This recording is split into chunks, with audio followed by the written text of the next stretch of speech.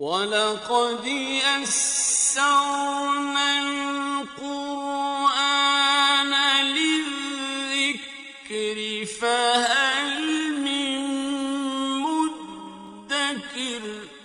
اور ہم نے قرآن کو سمجھنے کے لیے آسان کر دیا، تو کوئی ہے جو سوچے سمجھے۔ صوت القرآن، قرآن کی آواز۔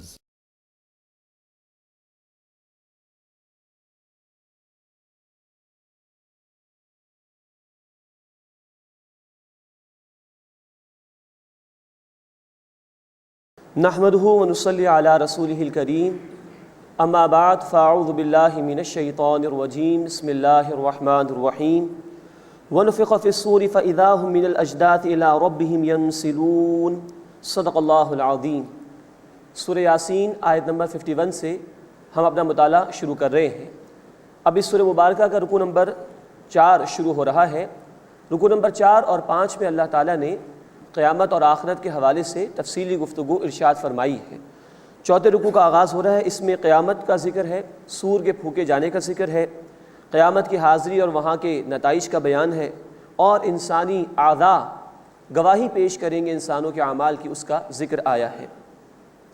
وَنُفِخَ فِي الصُّورِ، اور سور پھونکا جائے گا، فَإِذَا هُم مِّنَ الْأَجْدَاثِ إِلَىٰ رَبِّهِمْ يَنْسِلُونَ، بس وہ فوراً قبروں سے اپنے رب کی طرف دوڑیں گے۔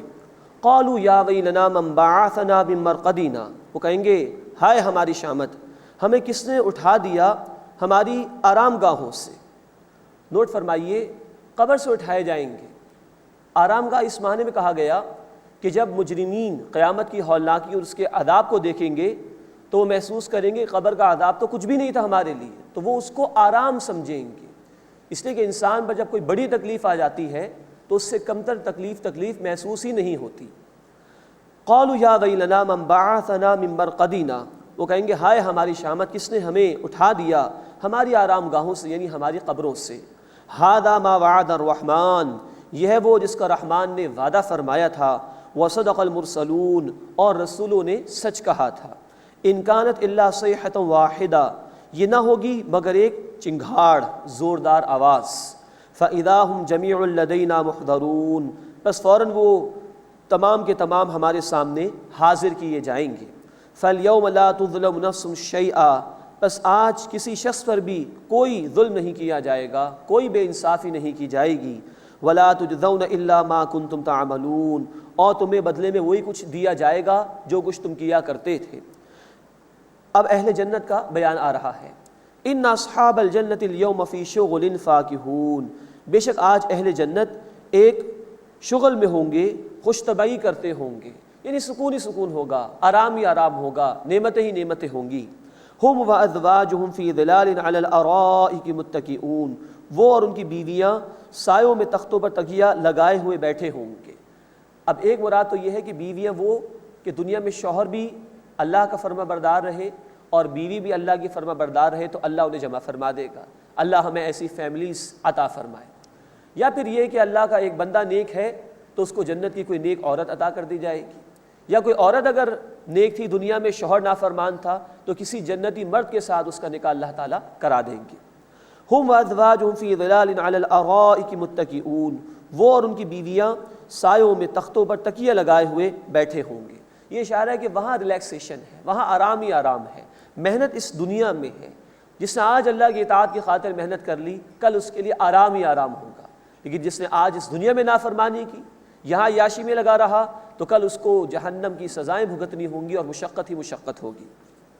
لہم فیہا فاکہۃ ولہم ما یدعون، ان کے لیے اس جنت میں ہر قسم کا میوہ ہوگا اور وہ کچھ جو وہ چاہیں گے۔ سلام، سلام کہا جائے گا۔ قولا من رب الرحیم، یہ قول ہوگا ان کے رب کی جانب سے جو بہت رحم فرمانے والا ہے۔ اللہ کی طرف سے بھی اہل ایمان کو جنت میں سلامتی پیش کی جائے گی۔ وَامْتَازُوا الْيَوْمَ أَيُّهَا الْمُجْرِمُونَ، اور اے مجرموں آج علیحدہ ہو جاؤ۔ مراد ہے کہ ان کو اہل ایمان سے علیحدہ کر دیا جائے گا اور ان کے ساتھ عذاب کا معاملہ کیا جائے گا۔ أَلَمْ أَعْهَدْ إِلَيْكُمْ يَا بَنِي آدَمَ أَلَّا تَعْبُدُوا الشَّيْطَانَ، کیا اے بنی آدم میں نے تم سے وعدہ نہیں لیا تھا کہ تم شیطان کی عبادت نہ کرنا؟ إِنَّهُ لَكُمْ عَدُوٌّ مُّبِينٌ، بے شک وہ تمہارا کھلا دشمن ہے۔ اب یہاں عبادت کا وسیع تصور بیان ہو رہا ہے۔ کہا گیا کہ میں نے تم سے وعدہ نہیں لیا تھا کہ تم شیطان کی عبادت نہ کرنا۔ عام تصور ہمارے معاشرے میں عبادت کا یہ ہے کہ نماز زکوٰۃ اس کا اہتمام کر لینا، روزہ یا حج اس کا اہتمام کر لینا، یہ بڑا محدود تصور ہے عبادت کا۔ عبادت نام ہے محبت کے جذبے کے ساتھ زندگی کے تمام امور میں اللہ کی اطاعت کرنا۔ لیکن اللہ کے مقابلے میں جب بندہ نفس کی پرستش کرنے لگ جائے، شیطان کے ورغلاوے کا شکار ہو کر اس کے مزین کردہ اعمال کو انجام دینے لگے، تو یہ گویا اللہ کے مقابلے میں شیطان کی عبادت ہے۔ مزید نوٹ فرمائیے کہ آج تک کہیں ثابت نہیں کہ کسی نے شیطان کے لیے نماز ادا کی ہو، کسی نے شیطان کے لیے روزہ رکھا ہو۔ تو عبادت کا بڑا وسیع تصور ہے جو ہمارے معاشرے میں عام ہے۔ عبادت اصل میں ہے زندگی کی تمام امور میں اللہ کی اطاعت کرنا، لیکن اگر اللہ کے مقابلے میں کسی اور کی پیروی ہو رہی ہے تو یہ اسی کی عبادت ہے۔ فرمایا گیا الم اعہد الیکم یا بنی آدم اللہ تعبدوا الشیطان، اے اولاد آدم، اے بنی آدم، کیا میں نے تم سے وعدہ نہیں لیا تھا کہ تم شیطان کی عبادت نہ کرنا؟ انہ لکم عدو مبین، بے شک وہ تمہارا کھلا دشمن ہے۔ وان اعبدونی، اور یہ کہ تم میری ہی عبادت کرنا۔ ھذا صراط مستقیم، یہی سیدھا راستہ ہے۔ وَلَقَدْ أَضَلَّ مِنْكُمْ جِبِلًّا كَثِيرًا، اور اس شیطان نے تم میں سے بہت سی نسلوں کو گمراہ کر دیا۔ أَفَلَمْ تَكُونُوا تَعْقِلُونَ، بس کیا تم عقل سے کام نہیں لیتے؟ گزشتہ نافرمانوں کے انجام سے عبرت نہیں پکڑتے اور اللہ کی اطاعت پر آمادہ نہیں ہوتے؟ هَذِهِ جَهَنَّمُ الَّتِي كُنْتُمْ تُوعَدُونَ، یہ ہے وہ جہنم جس کا تم سے وعدہ کیا گیا تھا۔ اصلوها اليوم بما كنتم تکفرون، جو تم کفر کرتے تھے اس کے بدلے میں آج اس جہنم میں داخل ہو جاؤ۔ اليوم نختم على افواہہم، آج ہم ان کے منہ پر مہر لگا دیں گے۔ وتکلمنا ایدیہم وتشہد ارجلہم بما كانوا یکسبون، اور ان کے ہاتھ ہم سے کلام کریں گے، بولیں گے، اور ان کے پیر گواہی دیں گے ان اعمال کی جو وہ کیا کرتے تھے۔ اب یہ ہے جس کا ذکر قرآن نے کیا کہ انسان کے اعضاء قیامت کے دن اس کے اعمال کی گواہی دیں گے اللہ کے حضور میں۔ سورہ النور آیت نمبر 24 میں ہم پڑھ چکے، زبان گواہی دیں گی، لیکن ایک موقع آئے گا کہ مجرمین جھوٹ بولنا چاہیں گے تو اس وقت ان کی زبان بند کر دی جائے گی، اور پھر یہ ہاتھ بھی گواہی دیں گے اور یہ پیر بھی گواہی دیں گے انسانوں کے اعمال کی۔ مزید ہم انشاءاللہ پڑھیں گے سورہ حامیم السجدہ آیت نمبر 20 اور 21 میں۔ انسان کی سماعت، انسان کی بصارت اور انسان کی کھال، یہ سب انسان کے خلاف گواہی دیں گے قیامت کے دن۔ وَلَوْ نَشَاءُ لَطَمَسْنَا عَلَىٰ أَعْيُنِهِمْ، اور اگر ہم چاہیں تو ان کی آنکھیں مٹا دیں۔ فَاسْتَبِقُوا الصِّرَاطَ فَأَنَّىٰ يُبْصِرُونَ، پھر وہ راستے کی طرف سبقت کرنا بھی چاہیں گے تو راستہ نہیں دیکھ سکیں گے۔ مراد ہے کہ قیامت تو ہے ہی ہے، وہ تو برپا ہوگی ہی ہوگی۔ اللہ کو آج ان پر کلی اختیار حاصل ہے، اللہ چاہے تو یہ تمام صلاحیت ان سے واپس لے لے۔ وَلَوْ نَشَاءُ لَمَسَخْنَاهُ عَلَىٰ مَكَانَتِهِمْ، اور اگر ہم چاہیں تو انہیں ان کی جگہوں میں مسخ کر دیں، ان کے مکانات میں ہی ان کو اللہ مٹا دے۔ فَمَا اسْتَطَاعُوا مُضِيًّا وَلَا يَرْجِعُونَ، پھر وہ نہ چل سکیں اور نہ ہی لوٹ سکیں گے۔ اللہ کو کلی اختیار ان پر حاصل ہے، لیکن اللہ نے مہلت دی ہے، اگر یہ مہلت سے فائدہ اٹھا لیں تو کامیاب، اور نہ اٹھائیں تو خسارہ ہی خسارہ ہے۔ اس کے بعد اس سورہ مبارکہ کا 5واں اور آخری رکوع شروع ہو رہا ہے۔ اس میں قیامت کا بیان ہے، اور اس بات کی نفی کی گئی ہے کہ رسول کریم صلی اللہ علیہ وسلم شاعر تھے، جیسے کہ مشرکین اعتراض کرتے تھے، اور اللہ کی نعمتوں کا اور اللہ کی قدرتوں کا بیان ہے، اور اللہ کیسے دوبارہ پیدا فرمائے گا اس کو بھی اللہ تعالیٰ نے بیان فرمایا ہے۔ وَمَن نُعَمِّرْهُ نُنَكِّسْهُ فِي الْخَلْقِ، اور ہم جس کی عمر دراز کرتے ہیں اس کی تخلیق میں کمی کر دیتے ہیں۔ افلا یعقلون، بس کیا وہ عقل سے کام نہیں لیتے؟ مراد یہ کہ جب انسان بوڑھا ہو جاتا ہے تو اس کے اعضاء بھی کمزور ہو جاتے ہیں، نگاہ بھی کمزور ہو جاتی ہے، سماعت میں بھی کمی ہو جاتی ہے، اور اس کی یادداشت بھی کمزور ہو جاتی ہے۔ یہ پورا عمل بتا رہا ہے کہ انسان اختیار نہیں رکھتا اپنے وجود پر، بلکہ کل اختیار اللہ تعالیٰ کے لیے ہے، اور اللہ تعالیٰ جب چاہے گا یہ صلاحیتیں بھی چھین لے گا، اور وہ اللہ اس بات پر بھی قادر ہے کہ انہیں موت دے اور دوبارہ ان کو زندگی عطا فرما دے۔ افلا یعقلون، بس کیا وہ عقل سے کام نہیں لیتے؟ وما علمناه الشعر، اور ہم نے ان صلی اللہ علیہ وسلم کو شعر نہیں سکھایا۔ وما ينبغي له، اور نہ وہ ان کے شائع نشان ہے۔ یہ اصل میں اعتراض کرتے تھے مشرکین مکہ کہ محمد صلی اللہ علیہ وسلم تو شاعر ہے، معاذ اللہ ثم معاذ اللہ۔ قرآن نے اس کا ذکر کیا ہے سورۃ الشعراء آیت نمبر 224 سے لے کے 226 تک، کہ تمہارے عام شاعروں کا معاملہ تو یہ ہے کہ ان کی پیروی نافرمان قسم کے لوگ کرتے ہیں، اور یہ وہ شاعر ہیں کہ جو کبھی ادھر کی کبھی ادھر کی باتیں کرتے ہیں، اور یہ وہ شاعر ہیں کہ جن کے قول و فعل میں تضاد ہے۔ محمد رسول اللہ صلی اللہ علیہ وسلم شاعر نہیں ہیں، نہ شعر ان کے شاعر نشان ہے۔ ان ہوا الا ذکر و قرآن مبین، بے شک یہ تو ایک نصیحت ہے اور واضح قرآن ہے، یعنی اللہ نے نصیحت کے طور پر یہ کلام محمد کریم صلی اللہ علیہ وسلم کو عطا فرمایا، اور یہ قرآن لوگوں کے لیے یاد دہانی کا ذریعہ ہے اور واضح کتاب ہے۔ لِيُنذِرَ مَنْ كَانَ حَيًّا، تاکہ یہ قرآن اس کو خبردار کرے کہ جو زندہ ہے، وَيَحِقَّ الْقَوْلُ عَلَى الْكَافِرِينَ، اور کافروں پر حجت ثابت ہو جائے، یعنی جو انکار کریں گے وہ اللہ کے عذاب میں مبتلا ہوں گے، اور جو زندہ ہے روحانی سطح پر زندہ ہے، جس میں کچھ رمق باقی ہے قبول حق کی صلاحیت کے اعتبار سے، یہ قرآن اس کو خبردار کرنے کے لیے آیا، ایسے لوگ اس سے نصیحت حاصل کر لیں گے۔ اولم یروا، کیا وہ دیکھتے نہیں، انا خلقنا لہم مما عملت ایدینا انعاما، بے شک ہم نے ان کے لیے بنائے اپنے ہاتھوں سے چوپائے، یہ جانور ہم نے ان کو عطا کیے ہیں، فہم لہا مالکون، بس یہ ان کے مالک بنے بیٹھے ہیں۔ ان جانوروں کو اللہ نے پیدا کیا ہے، یہ اللہ کے اذن سے ان جانوروں سے فائدہ اٹھا رہے ہیں، لیکن یہ دعویٰ کر رہے ہیں کہ یہ مالک بن بیٹھے ان کے۔ وَذَلَّلْنَاهَا لَهُمْ فَمِنْهَا رُكُوبُهُمْ وَمِنْهَا يَأْكُلُونَ، اور ہم نے ان جانوروں کو ان کا فرما بردار بنا دیا ہے، ان کے تابع کر دیا ہے۔ اونٹ جیسا اتنا بڑا جانور صحرا میں عرب کے ہوا کرتا تھا، لیکن ایک بچہ بھی اس کی نکیل پکڑ کر گھومتا تھا، اس کو کوئی خطرہ اس اونٹ سے نہیں ہوا کرتا تھا۔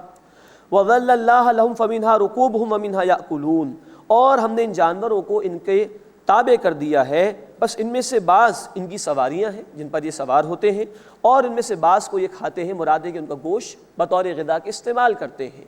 وَلَهُمْ فِيهَا مَنَافِعُ وَمَشَارِبُ، اور ان جانوروں میں ان کے لیے اور بھی فائدے ہیں اور پینے کی چیزیں، دودھ بھی استعمال کرتے ہیں، اور ان میں سے جانوروں کی چربی بھی استعمال کرتے ہیں، کھال بھی استعمال کرتے ہیں، ہڈیاں بھی استعمال کرتے ہیں۔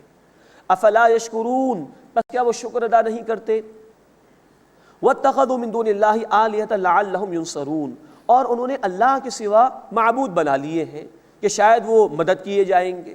لا یستطیعون نصرہم، وہ ان کی مدد نہیں کر سکتے، ان جھوٹے معبودوں کی کوئی حیثیت نہیں۔ وہم لہم جند محضرون، اور وہ ان کے لیے حاضر کیے گئے لشکر ہوں گے، یعنی جن بتوں کو انہوں نے پکارا وہ بت بھی اور یہ مشرکین بھی ایک ساتھ جہنم میں ڈالے جائیں گے، اور یہ بت بھی ان کی عبادت کا انکار کریں گے۔ اسی طرح اگر اللہ کے بندوں میں سے انہوں نے کسی کو پکارا ہوگا تو وہ بندے ان کی اس جھوٹی عبادت کا انکار کر دیں گے قیامت کے دن، گویا ان کے خلاف وہ حجت بن جائیں گے۔ فلا يحزنك قولهم، اے نبی صلی اللہ علیہ وسلم ان کی بات آپ کو غمگین نہ کرے۔ اب یہ تسلی دی جا رہی ہے رسول اکرم صلی اللہ علیہ وسلم کو، کبھی وہ کہتے تھے کہ یہ قرآن انہوں نے گھڑ لیا، کبھی اللہ کا انکار کر رہے ہیں، کبھی یہ کہہ رہے ہیں کہ اللہ ایک ہے، ہم ایک اللہ کی عبادت کیوں کریں، کبھی آخرت کا انکار کر رہے ہیں، کبھی نبی صلی اللہ علیہ وسلم کو مجنون کہہ رہے ہیں۔ تو یہ بڑی مشکلات تھی رسول اللہ صلی اللہ علیہ وسلم کے لیے اس راستے میں، یہ سب کچھ آپ کو سننا پڑ رہا تھا۔ فلا يحزنك قولهم، اے نبی صلی اللہ علیہ وسلم ان کا قول آپ کو غمگین نہ کرے۔ انا نعلم ما يسرون وما يعلنون، بے شک ہم جانتے ہیں جو کچھ وہ چھپاتے ہیں اور جو کچھ وہ ظاہر کرتے ہیں۔ اب اللہ کی قدرتوں کا بیان اور اس بات کا بیان کہ اللہ ہی دوبارہ پیدا کرنے پر قادر ہے۔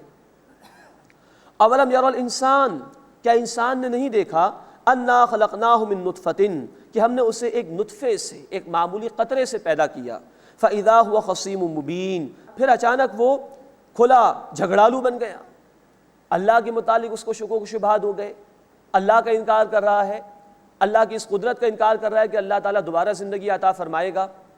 وضرب لنا مثلا ونسی خلقا، اور اس نے ہمارے لیے مثالیں بیان کی اور اپنی پیدائش کو بھول گیا۔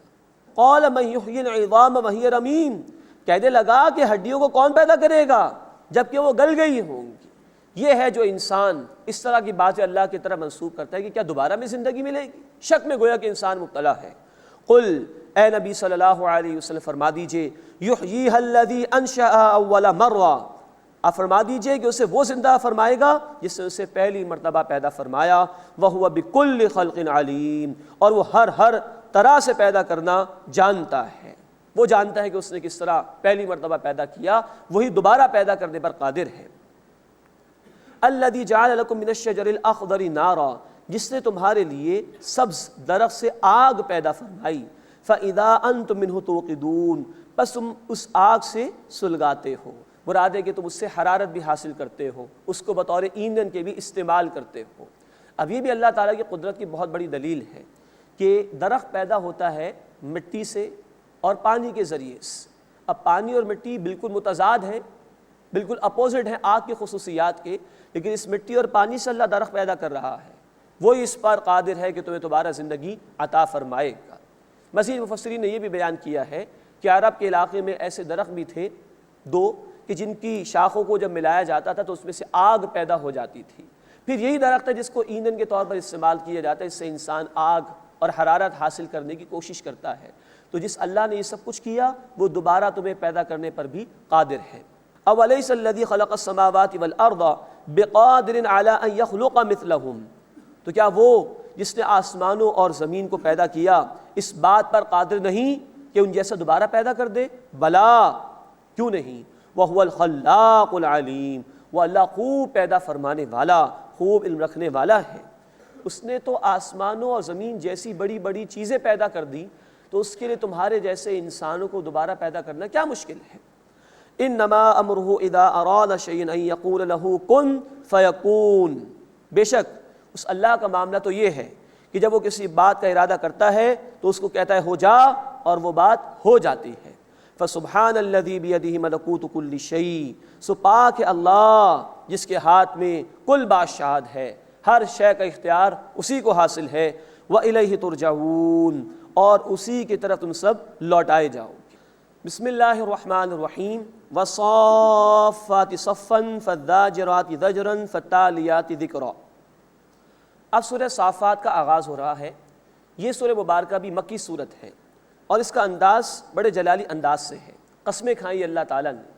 اس قسم کی 4 صورتیں قرآن حکیم میں کل کہ جس میں اللہ تعالیٰ نے آغاز میں قسمیں کھائی ہیں اور بڑے جلالی انداز میں کچھ بات ذکر فرمائی ہے۔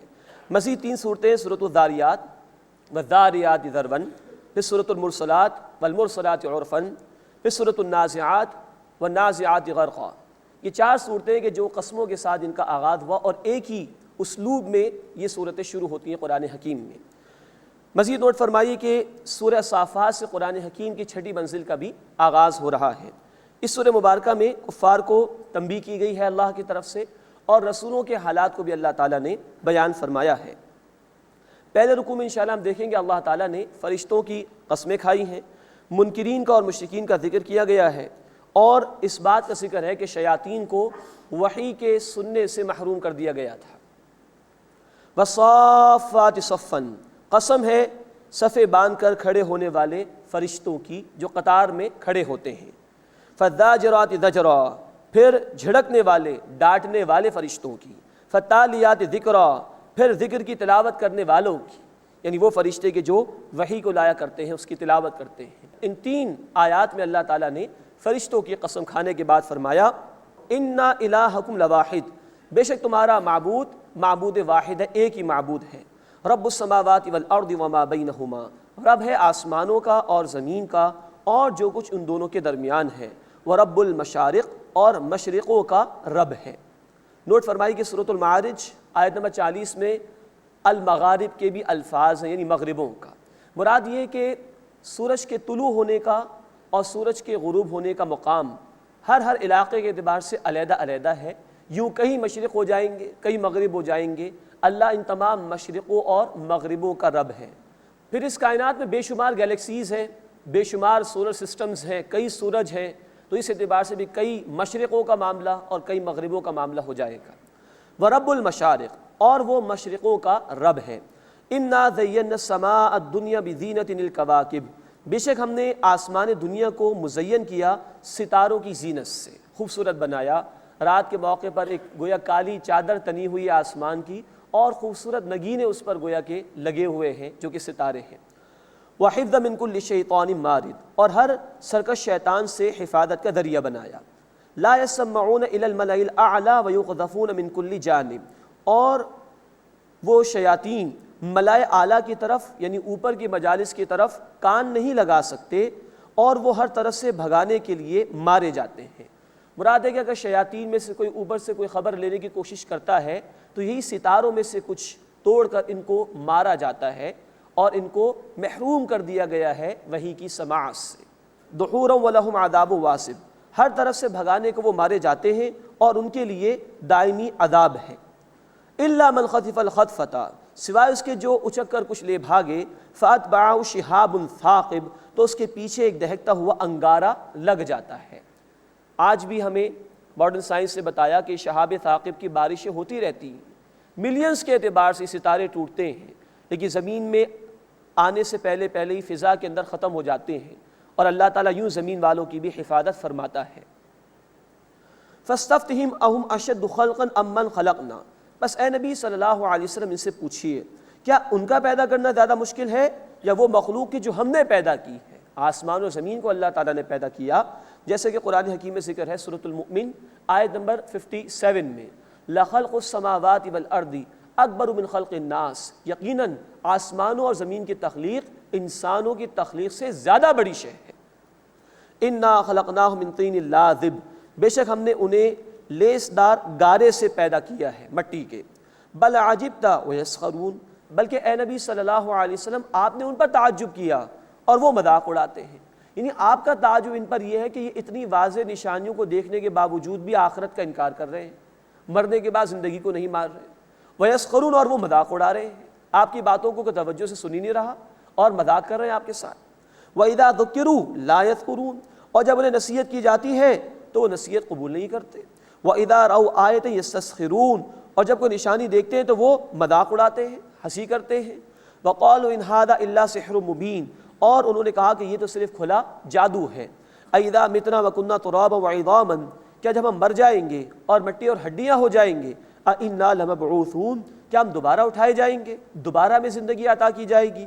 أَوَآبَاؤُنَا الْأَوَّلُونَ، کیا ہمارے پہلے باپ دادا بھی وہ بھی پیدا کیے جائیں گے؟ قل، اے نبی صلی اللہ علیہ وسلم فرما دیجئے نعم، ہاں ہاں، وَأَنْتُمْ دَاخِرُونَ، اور تم ذلیل اور خوار ہوگے، وہاں کوئی نجات کا تمہارے لیے موقع نہیں ہوگا۔ فَإِنَّمَا هِيَ زَجْرَةٌ وَاحِدَةٌ فَإِذَا هُمْ يَنظُرُونَ، بس بے شک وہ ایک للکار ہوگی، زوردار چیخ ہوگی، فوراً وہ دیکھنے لگیں گے۔ وَقَالُوا يَا وَيْلَنَا هَذَا يَوْمُ الدِّينِ، اور وہ کہیں گے ہائے ہماری خرابی، یہ بدلے کا دن ہے۔ هَذَا يَوْمُ الْفَصْلِ الَّذِي كُنْتُمْ بِهِ تُكَذِّبُونَ، یہ ہے فیصلے کا دن جس کو تم جھٹلایا کرتے تھے۔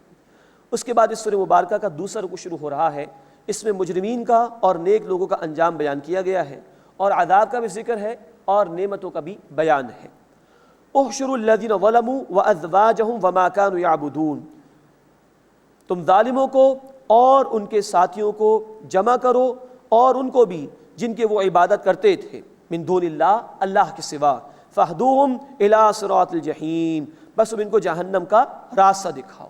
ان تمام مجرمین ایک جگہ جمع کیے جائیں گے، جن بتوں کی انہوں نے پوجا پاٹ کی تھی مشرکین نے، وہ بھی جہنم کے اندر ڈالے جائیں گے۔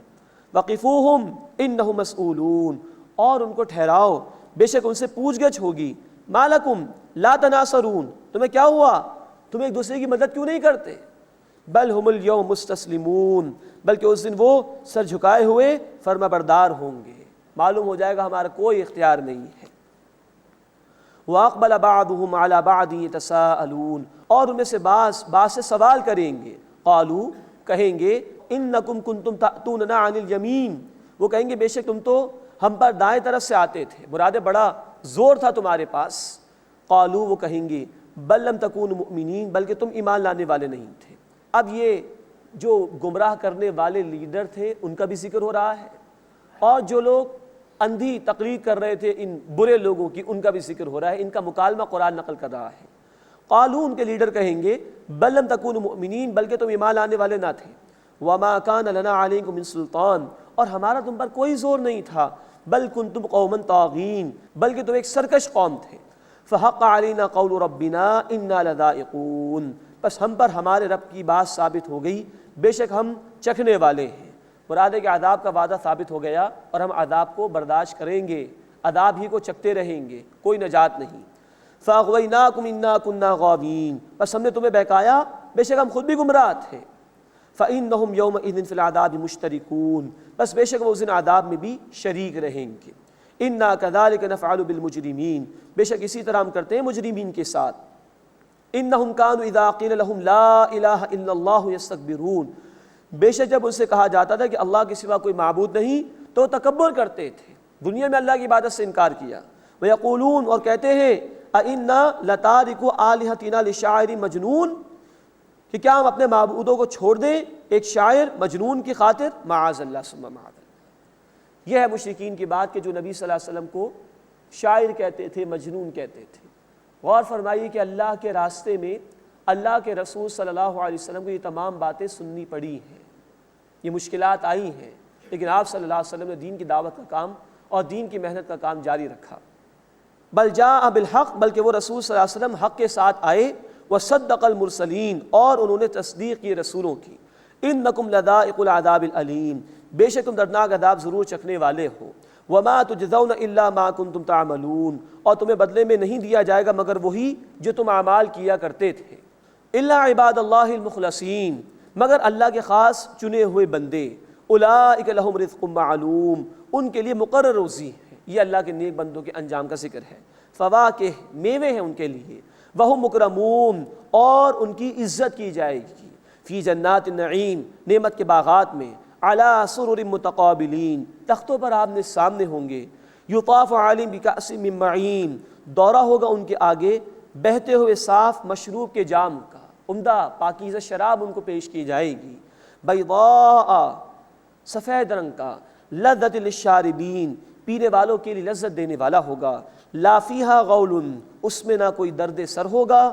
ولا ہم عنہا ینزفون، اور نہ اس سے وہ بہکی بہکی باتیں کریں گے۔ یعنی دنیا کی شراب تو بڑی بدبودار ہوتی ہے، اس میں بو بھی ہوتی ہے، اس کے پینے کے بعد انسان اول فول بکتا ہے، اس کے پینے کے بعد انسان کی طبیعت بھی خراب ہوتی ہے، سر میں بھی درد ہوتا ہے۔ لیکن جنت میں اللہ تعالیٰ اہل ایمان کو پاکیزہ شراب عطا فرمائیں گے، کوئی اس میں درد سر نہیں ہوگا، اور نہ کوئی بد زبانی وہ کریں گے اس کے پینے کے بعد۔ وَعِندَهُمْ قَاصِرَاتُ الطَّرْفِ عِین، اور ان کے پاس ہوں گی نیچی نگاہ رکھنے والیاں، بڑی بڑی آنکھوں والیاں۔ اب یہ جنت کی نیک جو خواتین ہیں جن کو حوریں کہا جاتا ہے، ان کا ذکر ہو رہا ہے۔ لیکن نوٹ فرمائیے، آگے فرمایا کأنہن بیض مکنون، گویا وہ انڈے ہیں پوشیدہ رکھے ہوئے۔ ایک طرف تو ان کے حسن کو بیان کیا کہ بڑی بڑی آنکھوں والی، اور ان کی شرب و حیا کو بیان کیا، نیچی نگاہیں رکھنے والی۔ یہی حکم دنیا میں بھی ہے۔ سورہ النور آیت نمبر 31 میں اہل ایمان کی خواتین کو بھی حکم ہے کہ وہ اپنی نگاہوں کو نیچے رکھیں۔ مزید فرمایا کہ گویا کہ وہ انڈے ہیں پوشیدہ رکھے ہوئے۔ مفسرین نے اشارہ کیا ہے شتر مرغ کی طرف کہ اس کے انڈے بڑے محفوظ ہوتے ہیں، اس کا سائز بڑا ہوتا ہے خاصا، تو اس کے انڈے ہر طرح کی تپش سے اور دیگر تکلیف پہنچانے والی باتوں سے محفوظ ہوتے ہیں، چھپا کے رکھے ہوتے ہیں وہ انڈے۔ اسی طرح جنت کی حوروں کا بھی یہ معاملہ بیان کیا جا رہا ہے کہ وہ پوشیدہ ہوں گی۔ اب جو ہم آخری مکی صورتیں پڑھیں گے قرآن حکیم کی، اس میں بار بار جو ہے جنت کی حوروں کا ذکر ہے، وہاں کی عورتوں کا، لیکن یہ ذکر بار بار آتا ہے کہ وہ پوشیدہ ہیں، نیچی نگاہیں رکھنے والیاں ہیں۔ تو دنیا میں بھی اہل ایمان کی عورتوں سے اللہ کا مطالبہ یہ کہ وہ شرم و حیا کا پیکر بنے اور پوشیدہ رہیں، پردے کے احکامات کا لحاظ رکھیں۔ اللہ ہماری بہنوں کو، ہماری خواتین کو پردے کے احکامات پر عمل کی توفیق عطا فرمائے۔ یہ جنت کی عورتوں کی خوبیاں ہیں کہ وہ پوشیدہ ہوں گی، ان کو چھپا کر رکھا جائے گا، وہ شرم و حیا کا پیکر ہوں گی۔ کأنہن بیض مکنون، گویا وہ انڈے ہیں پوشیدہ رکھے ہوئے۔ فاقبل بعضهم على بعض يتساءلون، پھر ان میں سے بعض کی طرف سوال کرتے ہوئے رخ پھیریں گے۔ اب ایک اور مکالمے کا ذکر آ رہا ہے اس مقام پر۔ قال قائل منهم، ان میں سے ایک کہنے والا کہے گا، ان کان لی قرین، بے شک دنیا میں میرا ایک ہمنشین تھا، میرا ایک ساتھی تھا، یقول اینک لمن المصدقین، وہ کہا کرتا تھا کیا تم واقعی قیامت کو سچ ماننے والوں میں سے ہو؟ اذا متنا وکنا ترابا وعظاما اینا لمدینون، کیا جب ہم مر جائیں گے اور مٹی مٹی اور ہڈیاں ہو جائیں گے کیا ہمیں بدلہ دیا جائے گا؟ قال هل انتم مطلعون، وہ ساتھی کہے گا کیا تم دیکھنا چاہتے ہو؟ وہ کہ اب اللہ تعالیٰ یہ جنت والوں کو مشاہدہ کرائیں گے جہنم والوں کا، کیا دیکھنا چاہتے ہو اس کو؟ وہ تمہارا ساتھی کہاں ہے جو آخرت کا انکار کرتا تھا؟ فطلع فرآہ فی سواء الجحیم، تو وہ نیک بندہ جھانکے گا تو اس نافرمان کو دیکھے گا دوزخ کے درمیان۔ اب نوٹ فرمائیے، قرآن یہ بتا رہا ہے کہ اللہ مشاہدہ کرائے گا۔ جنت کی وسعتوں کا ہم اندازہ نہیں کر سکتے، جہنم کی وسعتوں کا بھی ہم اندازہ نہیں کر سکتے، لیکن اللہ یہ مشاہدہ کرائے گا، قرآن کہہ رہا ہے۔ اللہ قادر ہے اس بات پر، اور آج تو یہ باتیں کسی درجے میں سمجھنا آسان ہے۔ ہم پاکستان میں بیٹھ کر امریکہ سے نشر ہونے والے کسی پروگرام کو دیکھ سکتے ہیں، دنیا کے ایک کونے میں بیٹھ کر دنیا کے کسی اور کونے میں ہونے والی کسی تقریب کو دیکھ سکتے ہیں۔ اللہ کے لیے کیا مشکل ہے؟ تو یہ مکالمے جو قرآن نے نقل کی اور یہ مشاہدات جو قیامت کے دن اللہ تعالیٰ کرائیں گے کہ جنت والے دیکھ رہے ہوں گے جہنم والوں۔ قالت اللہ ان کدت لتردین، وہ کہے گا اللہ کی قسم قریب تھا کہ تو مجھے ہلاک کر ڈالے، ولولا نعمت ربی لکنت من المحضرین، اگر میرے رب کا فضل نہ ہوتا تو میں ضرور حاضر کیے جانے والوں میں سے ہو جاتا، مجھے بھی عذاب دیا جاتا۔ افما نحن بمیتین الا موتتنا الاولی، بس پہلی موت کے سوائے ہم مرنے والوں میں سے نہیں ہیں۔ جو دنیا میں موت آ گئی وہ آ گئی، اب یہ جنت یا جہنم ہمیشہ ہمیش کے لیے ہے، اب کوئی موت نہیں آئے گی۔ وما نحن بمعذبین، اور ہم عذاب دیے جانے والوں میں سے نہیں ہیں۔ یہ اہل جنت کا بیان ہے کہ وہ موت ختم ہو گئی دنیا میں معاملہ، اب جو زندگی ہمیشہ کی ہے اب ہمیں عذاب نہیں دیا جائے گا، یہ اہل جنت کا معاملہ ہے۔ اور جہنم والوں کے لیے بھی موت نہیں ہے، ان کے لیے بھی جو عذاب کا معاملہ وہ ہمیشہ ہمیش کے لیے ہوگا۔ ان ھذا لہو الفوز العظیم، بے شک یہی بہت بڑی کامیابی ہے۔ اللہم انا نسألک الجنہ، اے اللہ ہم تجھ سے جنت کا سوال کرتے ہیں۔ اللہم اجرنا من النار، اے اللہ ہمیں آگ کے عذاب سے محفوظ فرما۔ لمثل ھذا فلیعمل العاملون، بس اس جیسی نعمت کے لیے چاہیے کہ عمل کرنے والے ضرور عمل کریں، اس میں آگے بڑھنا چاہیے۔ اگر کمپٹیشن کرنا ہے تو ان معاملات میں کرو کہ اللہ کی جنت کو حاصل کرو، اللہ کی رضا کو حاصل کرو، اللہ کی نعمتوں میں آگے بڑھنے کی کوشش کرو۔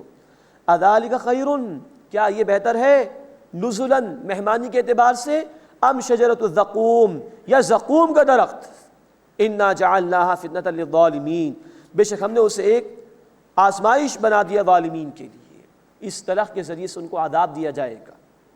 انہا شجرۃ تخرج فی اصل الجحیم، بے شک وہ ایک درخت ہے جہنم کی جڑ میں نکلتا ہے۔ طلعها کأنہ رؤوس الشیاطین، اس کا خوشہ گویا کہ وہ ہے شیاطین کا سر۔ یہ اصل میں کسی شے کی بدصورتی بیان کرنے کے لیے انداز، اب شیطان کا کوئی تصور ذہن میں لائیں تو کتنا بدصورت ہوگا وہ، تو اس درخت کا جو خوشہ ہوگا وہ شیاطین کے سروں کی طرح، کأنہ رؤوس الشیاطین، گویا کہ وہ شیاطین کے سر ہیں۔ فإنہم لآکلون منہا، بے شک وہ اس میں سے کھائیں گے، فمالئون منہا البطون، سو اسی سے پیٹ بھریں گے۔ ثم ان لہم علیہا لشوبا من حمیم، پھر بے شک اس کھانے پر ان کے لیے کھولتا ہوا پانی ہوگا، ملا ملا کر دیا جائے گا، اس میں پیپ ملی ہوئی ہوگی جہنمیوں کی۔ ثم ان مرجعہم الی الجحیم، پھر ان کا لوٹنا ہے جہنم کی طرف۔ یہ ہے زقوم کا درخت۔ جامع ترمذی کی حدیث ہے، اللہ کے رسول صلی اللہ علیہ وسلم نے فرمایا کہ انتہائی بدبودار اور انتہائی کانٹے دار، اس کے اندر سے نکلنے والا رس وہ بھی انتہائی بدبودار، اگر وہ بہائے جائے اس کا ایک ڈول دنیا میں تو دنیا میں بدبو ہی بدبو ہو جائے، کوئی شے پیدا نہ ہو، یہ جہنمیوں کو وہاں پر کھانا ہوگا۔ اور جب وہ پھنسے گا گلے کے اندر تو اس پر کھولتا ہوا پانی پلایا جائے گا، پیپ ملا ملا کر۔ یہ ہے سختیاں جو اللہ نے بیان فرمائی۔ اللہم اجرنا من النار، اے اللہ ہمیں آگ کے عذاب سے محفوظ فرما۔ ثم ان مرجعہم لإلی الجحیم، پھر ان کا لوٹنا جہنم کی طرف ہوگا۔ معلوم ہوتا ہے کہ کسی ایک مقام پر یہ عذاب ہوگا زقوم کے درخت کو کھانے کا، اور پھر جہنم کی طرف لوٹایا جائے گا مزید عذاب کے لیے۔ انہم الفوا آباءہم ضالین، بے شک انہوں نے اپنے باپ دادا کو گمراہ پایا تھا۔ فہم علی آثارہم یہرعون، سو ان کے نقش قدم پر یہ دوڑے جاتے تھے، اندھی تقلید کرتے تھے۔ وَلَقَدْ ضَلَّ قَبْلَهُمْ أَكْثَرُ الْأَوَّلِينَ، اور یقیناً ان سے پہلے گمراہ ہوئے تھے پچھلوں میں سے اکثر۔ وَلَقَدْ أَرْسَلْنَا فِيهِمْ مُنذِرِينَ، اور یقیناً ہم نے ان میں خبردار کرنے والے بھیجے یعنی رسول۔ فَانظُرْ كَيْفَ كَانَ عَاقِبَةُ الْمُنذَرِينَ، بس دیکھو کیسا ہوا ان لوگوں کا انجام جنہیں خبردار کیا گیا۔ إِلَّا عِبَادَ اللَّهِ الْمُخْلَصِينَ، مگر اللہ کے خاص چنے ہوئے بندے، مراد ہے کہ وہ عذاب سے بچا لیے گئے۔ اب اس کے بعد اس سورہ مبارکہ کا تیسرا رکوع شروع ہو رہا ہے، اس میں رسولوں کے حالات کا ذکر آ رہا ہے۔ وَلَقَدْ نَادَانَا نُوحٌ، اور یقیناً نوح علیہ السلام نے ہمیں پکارا، فَلَنِعْمَ الْمُجِيبُونَ، تو ہم خوب دعا قبول کرنے والے ہیں۔ یعنی قوم نافرمانی پر اڑی رہی تو حضرت نوح علیہ السلام نے اللہ سے درخواست کی، دعا کی کہ اللہ ان کو عذاب میں مبتلا فرما۔ وَنَجَّيْنَاهُ وَأَهْلَهُ مِنَ الْكَرْبِ الْعَظِيمِ، اور ہم نے انہیں اور ان کے گھر والوں کو بڑی مصیبت سے نجات عطا فرمائی۔ وجعلنا ذریته هم الباقین، اور ہم نے ان کی اولاد کو کر دیا باقی رہنے والا۔ یعنی نوح علیہ السلام کے 3 بیٹے ان کے ساتھ کشتی میں سوار ہوئے تھے، ان سے پھر نسل انسانی کا سلسلہ آگے بڑھا اور انہی کی اولاد میں آگے نسل انسانی پیدا ہوئی۔ اور ایک رائے یہ بھی ہے کہ کشتی میں جو اور لوگ سوار تھے بیٹوں کے علاوہ، ان سے بھی نسل انسانی پھر آگے بڑھی ہے۔ وَتَرَكْنَا عَلَيْهِ فِي الْآخِرِينَ، اور ہم نے ان کے ذکر کو بعد میں آنے والوں میں رکھ دیا۔ بعد میں بھی لوگ ان کے حالات بیان کرتے ہیں، جیسے کہ آج اہل ایمان ان کو یاد رکھتے ہیں۔ سلام علی نوح فی العالمین، سلام ہو نوح علیہ السلام پر تمام جہان والوں میں۔ انا کذالک نجزی المحسنین، ہم اسی طرح عمدگی کے ساتھ عمل کرنے والوں کو بدلہ دیتے ہیں۔ انہ من عبادنا المؤمنین، بے شک وہ ہمارے مومن بندوں میں سے تھے۔ ثم اغرقنا الآخرین، پھر ہم نے دوسروں کو غرق کر دیا۔ اب ابراہیم علیہ السلام کا ذکر ہے۔ وَإِنَّ مِن شِيعَتِهِ لَإِبْرَاہِیم، اور بے شک انہی کے طریقے پر چلنے والوں میں سے تھے ابراہیم علیہ السلام۔ اذ جاء ربہ بقلب سلیم، جب وہ اپنے رب کے پاس ایک بالکل پاک دل لے کر آئے، ہر عیب سے وہ پاک تھا، اس میں اللہ ہی کی محبت تھی، سراپا وہ ایمان کا پیکر تھے۔ اذ قال لأبیہ وقومہ ماذا تعبدون، یاد کرو جب انہوں نے کہا اپنے والد سے اور اپنی قوم سے کہ تم کس کی عبادت کرتے ہو؟ ائفکا آلہۃ دون اللہ تریدون، کیا تم اللہ کے سوا جھوٹ موٹ کے معبود چاہتے ہو؟ فما ظنکم برب العالمین، تو تمام جہان والوں کے رب کے بارے میں تمہارا کیا گمان ہے؟ تم نے اس کو بھلا دیا ہے اور جھوٹے معبودوں کو اس اللہ کے مقابلے میں پکار رہے ہو۔ فنظر نظرۃ فی النجوم، پھر انہوں نے ستاروں کو ایک نظر دیکھا۔ فقال انی سقیم، تو انہوں نے کہا کہ بے شک میں بیمار ہوں۔ اب یہ اشارہ اس بات کی طرف ہے کہ قوم نے ایک دفعہ چاہا کہ ابراہیم علیہ السلام کو اپنے میلوں میں لے جائیں، ان کی کوئی عید کا دن تھا، قوم نے ان سے بھی کہا کہ ابراہیم ہمارے ساتھ چلیے۔ ابراہیم علیہ السلام نے فرمایا کہ میں تمہارے ساتھ نہیں جاؤں گا، میں بیمار ہوں۔ ایک رائے یہ کہ واقعتاً ابراہیم علیہ السلام کی طبیعت خراب تھی، اور ایک رائے یہ ہے کہ قوم جس شرک میں مبتلا تھی، ستارہ پرستی، شاہ پرستی، بادشاہ کو بھی پوچھتے تھے، اور بت پرستی، اس کو دیکھ کر ابراہیم علیہ السلام کرتے تھے اور اپنے دل میں تنگی محسوس کرتے تھے کہ یہ کیوں اللہ کو چھوڑ کر جھوٹے معبودوں کو پکار رہے ہیں۔ تو ابراہیم علیہ السلام نے معذرت کر لی کہ میں تمہارے ساتھ نہیں جاؤں گا، اور ان کا ارادہ اصل میں تھا ان بتوں کے خلاف اقدام کرنے کا جن کو یہ پوچھتے تھے۔ فقال انی سقیم، تو انہوں نے کہا کہ بے شک میں بیمار ہوں۔ فتولوا عنہ مدبرین، پھر وہ لوگ پیٹ پھیر کر ان سے پھر گئے، یعنی چلے گئے۔ فراغ الی آلہتہم فقال الا تأکلون، پھر ابراہیم علیہ السلام ان کے معبودوں کی طرف متوجہ ہوئے، وہ چلے گئے ان کے مندر کے اندر۔ فقال، انہوں نے کہا الا تأکلون، تم کھاتے نہیں ہو؟ ما لکم لا تنطقون، تمہیں کیا ہوا، تم بولتے کیوں نہیں ہو؟ فراغ علیہم ضربا بالیمین، پھر پوری قوت سے ضربے لگاتے ہوئے ان پر جا پڑے۔ فاقبلوا الیہ یذفون، پھر وہ متوجہ ہوئے ان کی طرف دوڑتے ہوئے آئے۔ یعنی جب قوم واپس آئی اور قوم نے دیکھا کہ سارے بت توڑ دیے گئے ہیں، تو قوم ابراہیم علیہ السلام کی طرف چلی، کیونکہ ان لوگوں کے علم میں تھا کہ ابراہیم علیہ السلام ان کے ان جھوٹے معبودوں کا انکار کرتے ہیں۔ قال افتعبدون ما تنحتون، ابراہیم علیہ السلام نے فرمایا کیا تم ان کی عبادت کرتے ہو جو تم نے خود تراش لیے ہیں، اپنے ہاتھوں سے تم نے ان کو بنایا، ان کی پوجا پاٹ کرتے ہو؟ واللہ خلقکم وما تعملون، اور اللہ نے تمہیں پیدا فرمایا اور اس کو بھی جو کچھ تم کرتے ہو۔ تمہارا خالق بھی اللہ ہے اور تمہارے اعمال کا خالق بھی اللہ ہے۔ نوٹ فرمائیے اس بات کو کہ ہمارے اعمال کو بھی اللہ نے تخلیق کیا ہے، اس معنی میں کہ ہم جو عمل بھی کرتے ہیں اللہ کے حکم کے بغیر نہیں کر سکتے۔ ہاں، اختیار ہمارے پاس، ہم چاہیں تو نیک عمل کریں، اس کی توفیق بھی اللہ کی طرف سے ملے گی، ہم چاہیں تو گناہ کریں، اس کے لیے بھی اجازت اللہ کی طرف سے ملے گی، اس لیے کہ یہ وجود اللہ نے ہمیں عطا فرمایا۔ ہاں، ہم نیکی کرنا چاہیں تو اللہ کے حکم میں اس کی رضا بھی شامل ہوتی ہے، ہم بدی کرنا چاہیں تو اجازت تو اللہ کی طرف سے ہوگی، لیکن اس میں اللہ کی رضا شامل نہیں ہو سکتی۔ واللہ خلقکم، اور اللہ نے تمہیں پیدا فرمایا، وما تعملون، اور اسے بھی جو کچھ تم کرتے ہو، یعنی تمہارے اعمال۔ قالوا ابنوا له بنیانا، انہوں نے ایک دوسرے سے کہا کہ ان کے لیے ایک عمارت بناؤ۔ فالقوہ فی الجحیم، اور انہیں آگ میں ڈال دو۔ فارادوا به کیدا، پھر انہوں نے ابراہیم علیہ السلام کے ساتھ چال چلنے کی کوشش کی۔ فجعلناہم الاسفلین، تو ہم نے انہیں پستیوں میں کر دیا، مراد ناکام کر دیا۔ ہم پڑھ چکے ہیں سورۃ الانبیاء میں ذکر آیا تھا آیت نمبر 69 میں کہ اللہ تعالیٰ نے اس آگ کو ابراہیم علیہ السلام کے لیے سلامتی بنا دیا۔ وقال انی ذاہب الی ربی سیہدین، اور ابراہیم علیہ السلام نے فرمایا کہ بے شک میں اپنے رب کی طرف جانے والا ہوں، وہ مجھے راستہ دکھائے گا۔ یہ اشارہ ہجرت کی طرف ہے، شام کی طرف وہ ہجرت کر گئے تھے۔ رب ہب لی من الصالحین، انہوں نے عرض کیا ہے میرے رب مجھے صالحین میں سے عطا فرما، یعنی اولاد عطا فرما نیک لوگوں میں سے۔ فبشرناہ بغلام حلیم، بس ہم نے ان کے لیے ایک بردبار لڑکے کی بشارت دی، تحمل والے لڑکے کی بشارت دی، یعنی اسماعیل علیہ السلام۔ بڑھاپا آ گیا تھا ابراہیم علیہ السلام پر، اس بڑھاپے میں تقریباً 87 برس کے تھے، اللہ تعالیٰ نے اسماعیل علیہ السلام ابراہیم علیہ السلام کو عطا فرمائے۔ فلما بلغ معه السعی، پھر جب ابراہیم علیہ السلام ان کے ساتھ بھاگ دوڑ کے قابل ہوئے، چلنے پھرنے کے قابل ہو گئے، تقریباً 13 برس کی عمر تھی اسماعیل علیہ السلام کی، اور تقریباً 100 برس کے تھے ابراہیم علیہ السلام۔ اب وہ قربانی کا جو واقعہ ہے اس کا پس منظر بیان ہو رہا ہے۔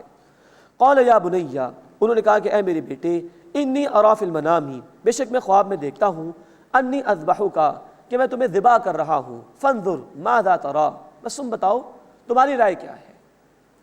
اب نوٹ فرمائیے کہ انبیاء کا خواب وہیں پر مبنی ہوتا ہے۔ ابراہیم علیہ السلام تیار تھے ذبح کرنے کے لیے، دیکھنا چاہتے تھے کہ بیٹی کی تربیت کیسی ہوئی ہے، بیٹا کس مقام پر ہے ایمان کے اعتبار سے۔ اس سے سوال کیا تمہاری رائے کیا ہے۔ قال یا ابت افعل ما تؤمر، ابا جان آپ کو جو حکم دیا جاتا ہے آپ اس پر عمل کیجیے۔ ستجدنی انشاء اللہ من الصابرین، بے شک آپ جلد مجھے پائیں گے صبر کرنے والوں میں انشاءاللہ، یعنی اگر اللہ نے چاہا تو، اللہ کی توفیق کے بغیر اطاعت ممکن نہیں۔ فلما اسلما، پھر پس جب دونوں نے حکم کو مان لیا، وتلہ للجبین، اور ابراہیم علیہ السلام نے اسماعیل علیہ السلام کو پیشانی کے بل لٹایا تاکہ چہرہ سامنے نہ آئے اور بیٹی کی محبت جاگ نہ اٹھے۔ ونادیناہ ان یا ابراہیم، اور ہم نے ان کو پکارا کہ اے ابراہیم، قد صدقت رؤیا، یقیناً تم نے خواب کو سچ کر دکھایا، انا کذالک نجزی المحسنین، بے شک ہم عمدگی کے ساتھ عمل کرنے والوں کو اسی طرح بدلہ دیا کرتے ہیں۔ ان ھذا لہو البلاء المبین، بے شک یہ بہت بڑی آزمائش تھی، بہت واضح آزمائش تھی۔ اندازہ کیجئے کہ امتحان لینے والا کہہ رہا ہے کہ امتحان بہت بڑا تھا۔ یہ ہے مقام ابراہیم علیہ السلام کا۔ سورہ البقرہ آیت نمبر 124 میں ذکر آیا ہے کہ اللہ نے آزمائش فرمائی تھی ابراہیم علیہ السلام کی طرح طرح سے، بکلمات، چند باتوں کے ذریعے سے۔ یہ اس آزمائش کی انتہا، 100 برس کا بوڑھا باپ، اکلوتا بیٹا بھی چلنے پھرنے کے قابل ہوا۔ ابراہیم اس کو ہمارے حوالے کر دیں، اور نوٹ فرمائیے اصل شے اللہ کا حکم ہے۔ عقل ایک طرف، ایک باپ اس سے اللہ کا تقاضا بیٹے کو ذبح کر دو، عقل ایک طرف ہے، اصل شے اللہ کا حکم ہے۔ اور الفاظ آئے آیت نمبر 103 میں، فلما اسلما، جب ان دونوں نے جھکا دیا۔ اسلام کے معنی ٹو سرنڈر، ٹو سبمٹ، ہر حال میں اپنے آپ کو جھکا دینا اللہ تعالیٰ کے سامنے۔ یہ ہے طریقہ ابراہیمی، اسی کی دعا کی تھی ابراہیم علیہ السلام نے اور اسماعیل علیہ السلام نے۔ سورۃ البقرہ آیت نمبر 128، ربنا وجعلنا مسلمین لک، اے ہمارے رب ہم دونوں کو اپنا فرما بردار بنا، ومن ذریتنا امۃ مسلمۃ لک، اور ہماری اولاد میں سے بھی اپنی ایک فرما بردار امت پیدا فرما۔ اللہ ہمیں بھی ان دونوں کے نقش قدم پر چلتے ہوئے واقعتاً پورے اسلام پر عمل کی توفیق عطا فرمائے۔ وفدیناہ بذبح عظیم، اور ہم نے ان کا فدیہ دیا ایک عظیم ذبیحہ کے ذریعے سے۔ جنت سے ایک مینڈا آ گیا، روایات میں ہے، اور وہ مینڈا قربان ہوا ہے۔ وترکنا علیہ فی الآخرین، اور ہم نے ان کا ذکر بعد والوں میں جاری کر دیا۔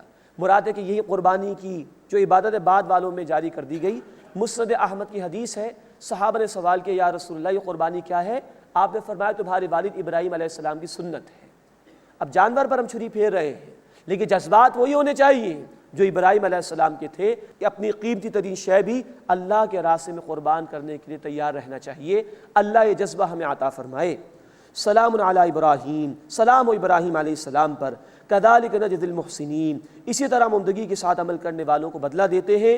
انہ من عبادنا المؤمنین، بے شک وہ ہمارے مومن بندوں میں سے تھے۔ وبشرناہ باسحاق نبیا من الصالحین، اور ہم نے ان کو بشارت دی اسحاق کی جو نبی تھے نیکوکاروں میں سے۔ وبارکنا علیہ وعلی اسحاق، اور ہم نے ان پر برکت نازل کی اور اسحاق علیہ السلام پر بھی۔ ومن ذریتہما محسن، اور ان دونوں کی اولاد میں عمدگی کے ساتھ عمل کرنے والے نیک لوگ بھی ہیں۔ وظالم لنفسہ مبین، اور اپنی جان پر واضح ظلم کرنے والے بھی ہیں، نیک بھی ہیں اور بد بھی ہیں۔ اللہ ہمیں نیک لوگوں میں شامل فرمائے اور ہر قسم کے ظلم سے محفوظ فرمائے۔ وآخر دعوانا ان الحمد للہ رب العالمین۔